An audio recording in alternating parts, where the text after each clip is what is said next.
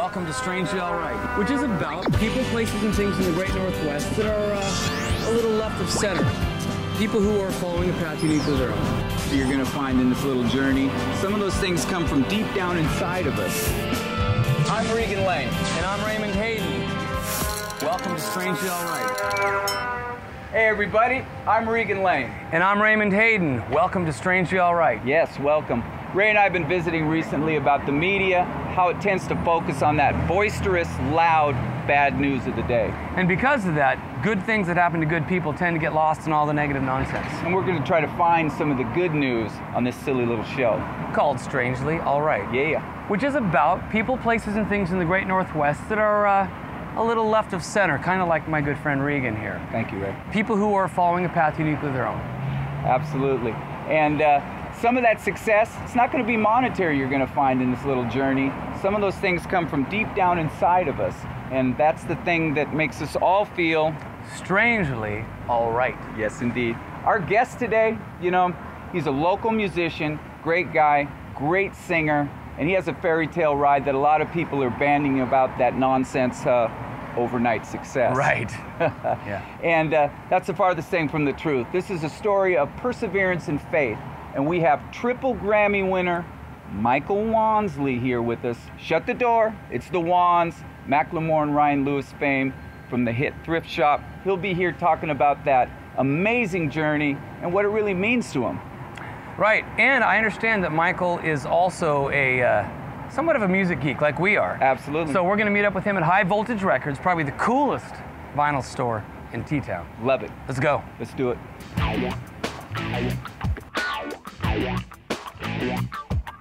Michael Wanssley, better known by his stage names T-Wanz and Wanz, was born in Seattle on October 9, 1961, and is a deep-toned singer in various genres including R&B, soul, and hip-hop.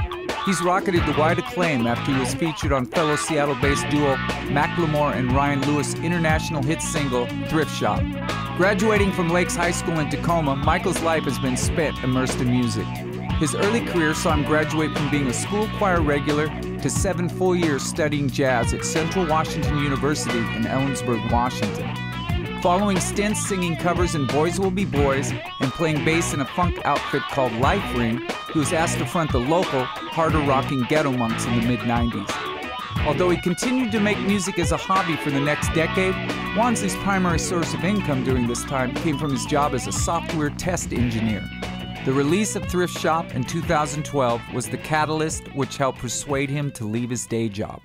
There's no funk in the F section. No funk. There's no funk in the F section. So how does it feel, man, to be a overnight sensation? Oh my God.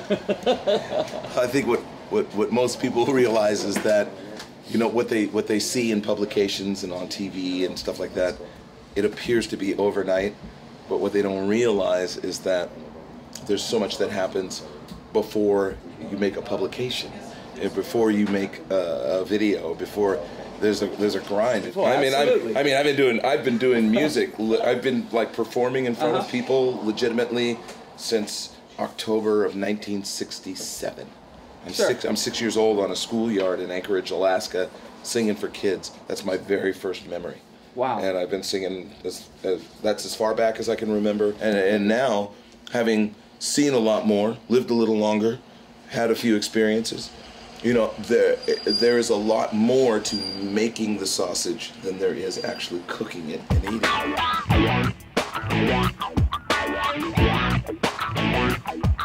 Hey, Wanz, check out the new Black Keys album, man. They got everything here. Black Keys. You like the Black Keys? I haven't listened to enough of them to actually get them yet. Yeah, no, you know, I didn't really get them until the new album. Really? Cool, yeah. This isn't their newest one, but it's pretty cool. Right. So, speaking of getting, what's your favorite album? Okay, who is that? I can't remember. This starts with an S, I think. Stone Temple Pilots. Ah, there we go. Yes, I loved them. The stuff that's on radio now in hip hop R&B is like, I don't really get it because it doesn't really speak to me because I'm not that age anymore that they're pushing to. So the Jason Derulos and Ariana Grandes, I don't get them. You know, they seemed like bubblegum poppy type people, and so the people who have more experience and talking more about their life as opposed to the life. Right. You know, I get the people who talk about their life more so than the Jay-Z's and the Kanyes of the world, because, man, I don't know what it's like to wake up in a new Bugatti. I don't know what it's like to spend stacks on stacks on racks and racks.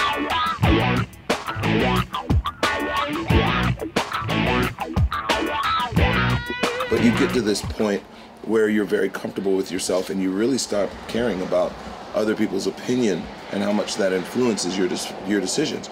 And I mean, from clothes to food to where you stay, what you drive, it translates into the music as well, and who you are. I mean, on the road, it's like I try to get out and see kids in the line, because I used to be one of those kids. Sure. You know, and talking to them, you know, what has resonated with them is the stuff that I talk about on my EP, Wander, you know, trying to figure out who I am. You know, like Ben says, you know, in one of his older songs, I had to lose myself to find out who that was.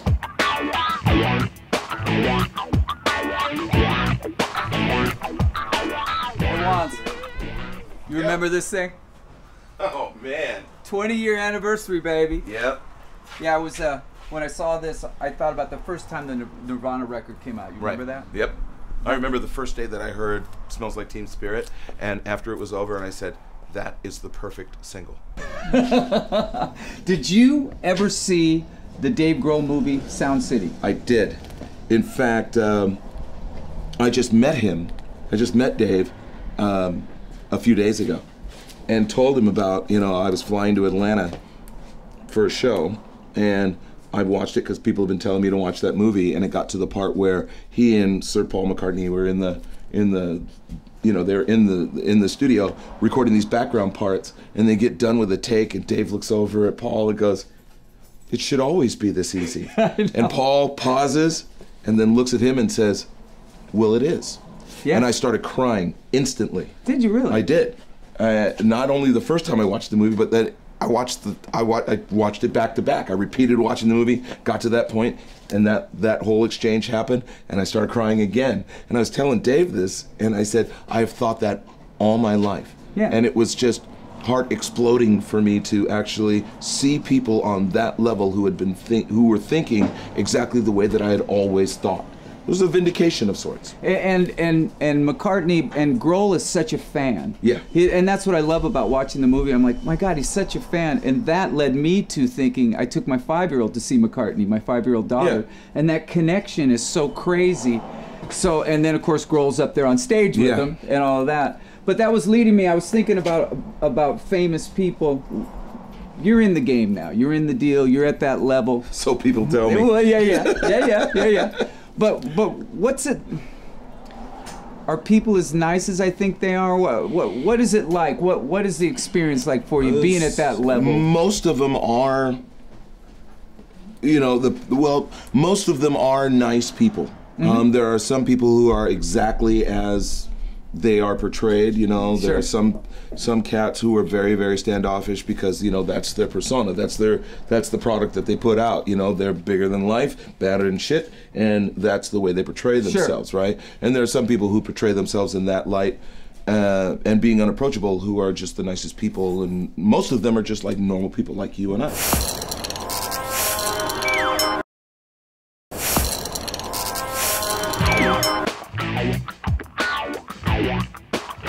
So Wanz, I hear that you're going to be writing a book, and I'm curious where that inspiration came from.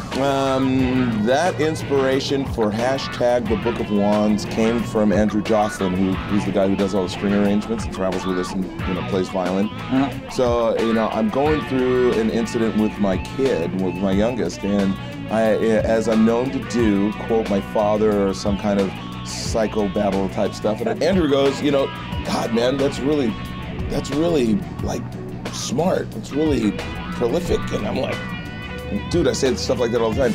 You should tweet that. And I was new at tweeting then, so you should tweet that and put, like, you know, that's just like the stuff that you read in a book. So yeah, hashtag the Book of Wanz.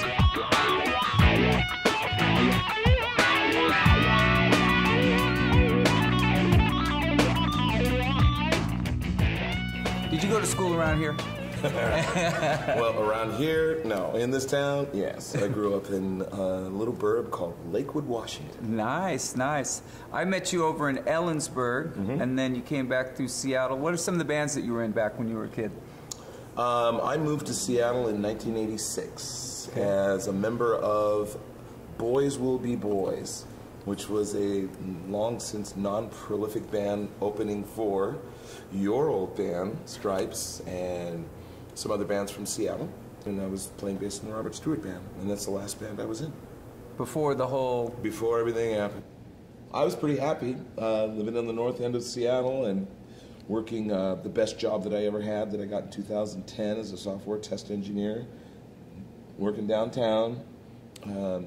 My youngest son had been living with me for a little over a year at that point, and he had graduated high school, which when he came to live with me was totally suspect and probably wasn't going to happen. I had a job that I loved. I was in process of collecting gear. So, you know, I wasn't gonna make it in these bands. It wasn't gonna happen. And crawling out of that hole of realization that, you know, the reality is like there's no such thing as an old pop star. They're paying me tons of dough, and yeah, at that point, when I became gainfully employed and was able to pay all my bills and was able to have work on relationships with my sons and you know, I was doing a little bit of music, just enough writing for myself. I felt content. That's cool. Going into June of 2012, I was content. I was happy. You know, my definition of success became more real and less fantasy. Because, you know, when I moved here in '86, my definition of success was driven by musical success, you know. And that got tempered in the early '90s when my friends in Soundgarden and Mother Love Bone, which became Pearl Jam, and Alice in Chains, when they all got signed and left, the couple years after that, my definition of success changed because I wanted to be those guys, right? Thought I was supposed to be. I mean, I've been hearing I was supposed to be famous since I was in 3rd grade, right? Lake Louise Elementary School, you know? And so when it finally comes around to June of 2012, yeah, I'm sitting there looking around. My kid is sleeping on my floor, wants to be there. I got a job that's helping me, you know, get out of debt. I felt content. Does the Macklemore, does the single and all that, that's icing on the cake then? Well, you know, sometimes I have to sit back and look at it in perspective of all those things that I just mentioned. You know, I answered a phone call and went and sung for a guy. Fast forward to Saturday Night Live. You know, we're on Saturday Night Live, we're doing the live taping, and I'm standing off stage, getting ready, we're on commercial break, getting ready for us to record the segment of us doing Thrift Shop. I'll never forget this, man, because I'm standing there, mic in hand, and it's like, I'm thinking about it. How long had I been watching Saturday Night Live? How many acts had I seen on Saturday Night Live? And I'm on Saturday Night. Yeah. Oh my God. But you know, I've got, you know, I'm getting paid to do what I love. I've had a myriad of experiences that I used to dream about. Is it enough? Today, yeah. But like everything else, like the weather, it's going to change. And how it's how I adapt to that change that matters. Not that the change happens, because I can't control that.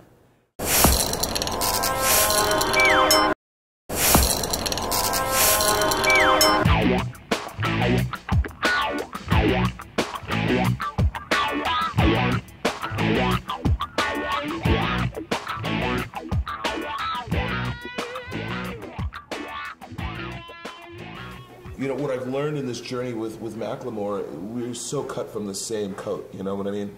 You know, the things that he talks about in all his songs, I mean, it was pretty weird. A guy that I hadn't met before, that I went and recorded for, as I listened to more of his music, he was telling the story of my life in feelings. We lose confidence in ourselves, and that causes us not to act in a positive direction. Ben said something very interesting from stage one night. I can't remember where we were. But it was a stadium show, big show, like 25,000 people, right? And he said, remember, without you, there is no us. And I thought about that. I thought about that a lot. And I thought about, we are all the sum, at any given time, we are the sum of our experiences. All of us.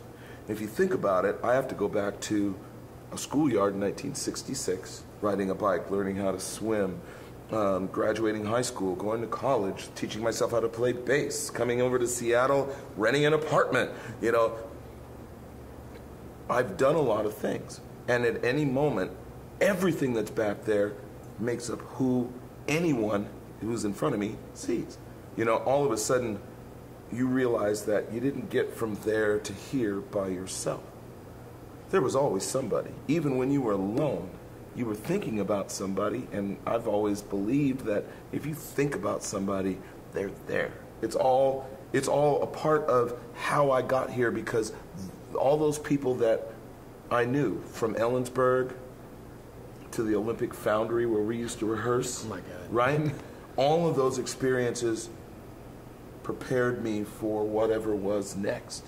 Right. And so I can't, for 1 second, honestly say I did it by myself. It's impossible. Mm-hmm. Very inspiring, and I love you as a friend. No, you're a good dude. Dude, I'm just a guy. I know. I'm just a guy who was lucky enough to have people in his life to teach him how to pay attention. And once I started paying attention, I started learning stuff on my own. And I never, you know, I had a very humble upraising. I mean, I'm the son of a sergeant and a church monk, you know. Very simple sensibilities, you know. Be a good guest, which I have been, which is why I'm still on tour with Macklemore. And, you know, don't, you know, that golden rule stuff, all that simple stuff that we learned in kindergarten, it's true. It works. You know, if you are a good person, you'll pretty much be surrounded by good people. If you want good friends, be one. It's actually really simple stuff. It's very cliche, but it's true. You surround yourself around good people. You are those who you surround yourself with. You are who you surround yourself with. You know, that's correct. Saying? I'm only responsible for the effort. I leave the results. Amen. I leave the results up to the universe, because you know what? You're responsible for throwing the rock. You're really not responsible for the ripples. You may have to deal with those ripples that come back and affect you, but that has nothing to do with the ripples themselves. What I was told once is, faith is not jumping from A to B. Faith is jumping from A. All right, Wanz. Hey. It's awesome. Thank you so much for coming by, man. Absolutely. Great to see you guys. Really good to see you. Thanks so much. It was awesome. Right. Oh, yeah. Right. That's right. Well, we're looking forward to the record you have coming out, your first single.